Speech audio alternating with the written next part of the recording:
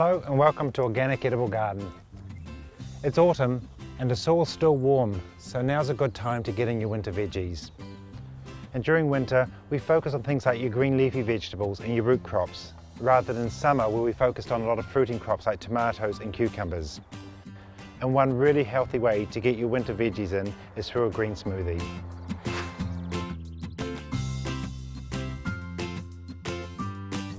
Normally I plant my brassicas together or my beets together in one space, but because this bed is going to be used for green smoothies, I'm going to put a whole lot of different vegetables in the one bed. Then when I want to come out and make my green smoothies, I can just chop it as needed. When putting in a green smoothie bed, it's all about the soil. Green smoothies are at the top of the list of my favourite things to take, so when I have it, I want it to be right. If we make the soil nutrient dense, the plants become nutrient dense and they'll uptake things like boron, selenium and iodine and all those things our body needs, rather than conventional vegetables which won't have any of those in. Winter's going to start soon and so will the rains, so it's really important to have your bed raised. This soil here is actually very good. It's still got a lot of things like the chicken manure and the hay that we put around the last cucumbers in this bed.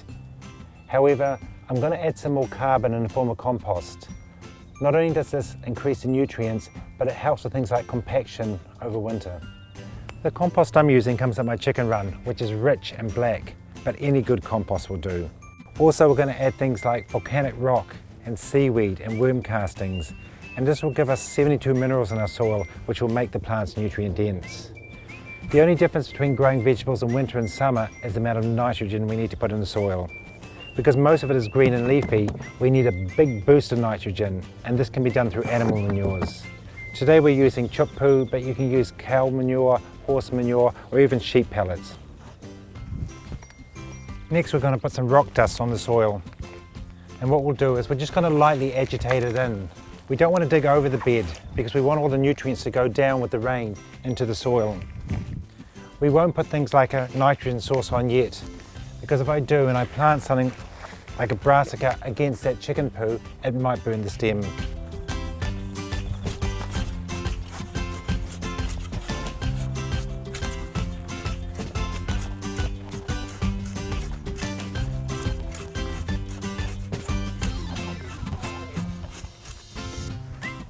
When I plant these plants, I need to plant them for the sun. It's north facing over this way, so I need to put the smaller ones at this side of the bed and work my way up. So at the very beginning here, I'm going to plant some plantago, which is the vegetable form of plantain.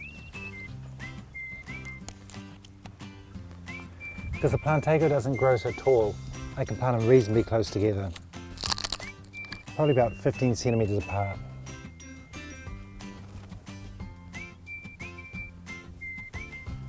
The reason I'm planting plantago rather than just using the normal plantain out the garden is because it's a much more tender plant and doesn't have that coarse fibre you can get with the normal plantain.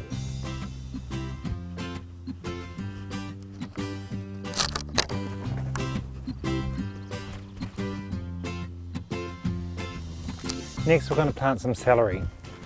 It's one of the most sprayed vegetables, so I really like it when I grow it myself. The thing about celery though, it's going to need more space between the plants. Because of the humidity we have in Auckland, it's good to give it as much air movement as you can. The other thing about celery, it likes a lot of food, so we're going to give these guys some extra nitrogen.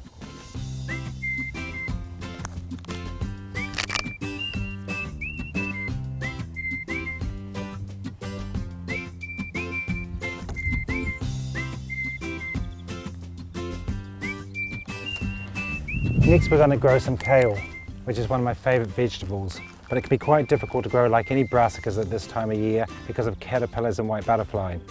So we're going to give it a bit of help. In each of the planting hole we're going to stick some of these pellets, which is a mixture of neem and sheep poo.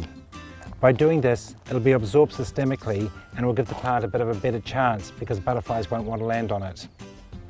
And after we plant it, we're going to spray with a product called BT.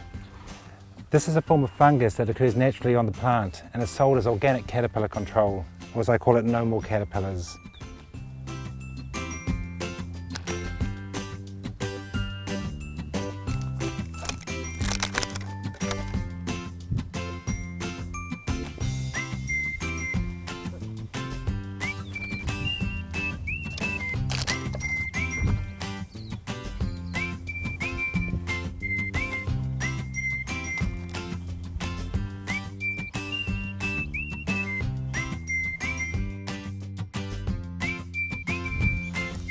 Next we're going to go and put in some perpetual spinach. The reason why we're going to use perpetual spinach, which is more like a silver beet than the traditional English spinach, is because of the longevity of the plant. Your English spinach will only last about 6 weeks, but the perpetual spinach, like all the other veggies going in the ground, will last all winter long.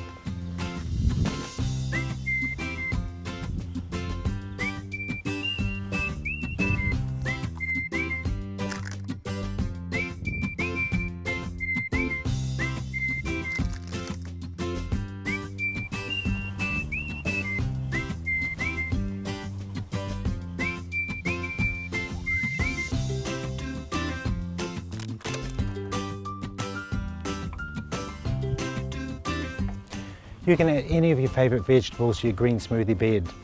But what I'm going to add now are collards. Collards are little known in New Zealand. They're usually called Dalmatian cabbages. What they are is a cabbage that doesn't heart, so you can pick the leaves off one at a time. In England they're called greens, or in the south of the southern states of America they're called collard greens, and they're considered poor people food. You eat it with grits and other types of fat. But for us, this is even more nutrient dense than your kales, and it's probably one of my favourite vegetables.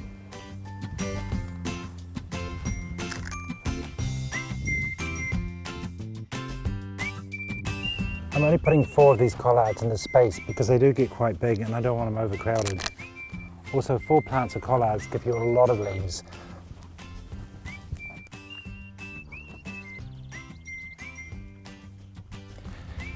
Next I'm going to give the garden bed its nitrogen boost. In this case it's chicken manure. I'm just going to be careful that I actually don't touch the plants with it. I'll give the celery more than all the others because it needs more nitrogen, but generally they'll all just benefit with a good boost of this.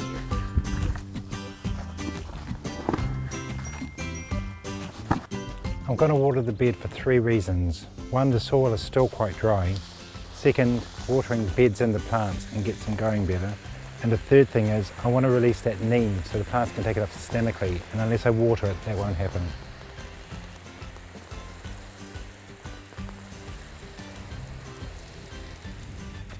I'm going to spray some BT on it now. Even though I've watered it, brassicas generally don't accept water on their leaves, but it will accept this.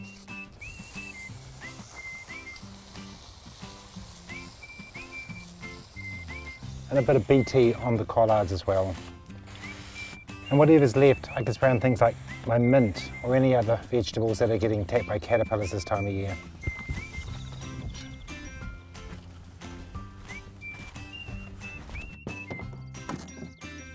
The last thing I'm going to do now is I'm going to net my garden and put some bird netting over the hoops. The reason I'm going to do this is because 1, it'll keep off your white butterflies or any cats you have going into the garden. But for me, I've got rabbits and pukekos that will decimate this bed overnight.